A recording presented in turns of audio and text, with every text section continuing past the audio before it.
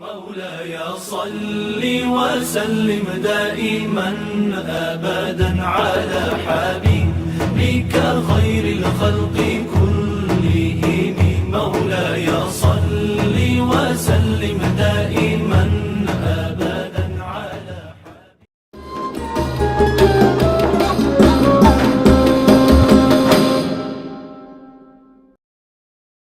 Di pesisir utara Jawa, tepatnya di wilayah yang kini dikenal sebagai Desa Sumbergayam. Dahulu terbentang tanah yang masih berupa hutan kecil dan ladang liar. Angin laut dari arah utara berhembus pelan, membawa aroma asin yang bercampur dengan wangi tanah basah. Di tempat itulah kisah awal Sumbergayam bermula. Konon, pada zaman dahulu, datanglah seorang perantau yang dikenal sebagai sosok alim dan bijaksana. Ia mencari tempat yang tenang untuk bermukim dan menyebarkan ajaran kebaikan. Dalam perjalanannya menyusuri pesisir wilayah Kragan, ia menemukan sebuah sumber mata air yang jernih. Airnya tidak pernah kering.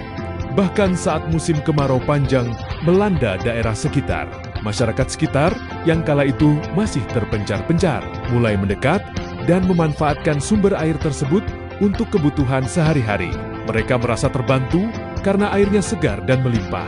Di sekitar sumber itu juga tumbuh pohon-pohon rindang, salah satunya pohon gayam yang besar dan menaungi mata air tersebut. Karena keberadaan sumber air yang melimpah dan pohon gayam yang menjadi peneduhnya, tempat itu kemudian dikenal dengan sebutan Sumber Gayam. Dari situlah nama Sumber Gayam berasal, gabungan antara kata sumber yang berarti mata air dan gayam yang merujuk pada pohon besar yang tumbuh di sekitarnya.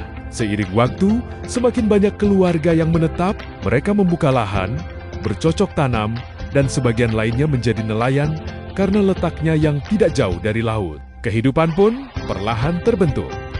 Rumah-rumah sederhana berdiri, jalan tanah mulai dibuat, dan tempat ibadah dibangun sebagai pusat kegiatan spiritual masyarakat. Nilai gotong royong menjadi ciri khas sejak awal berdirinya desa ini. Jika ada warga yang membangun rumah, yang lain membantu. Jika ada yang kesulitan, semua ikut meringankan. Tradisi kebersamaan itu diwariskan turun-temurun hingga sekarang.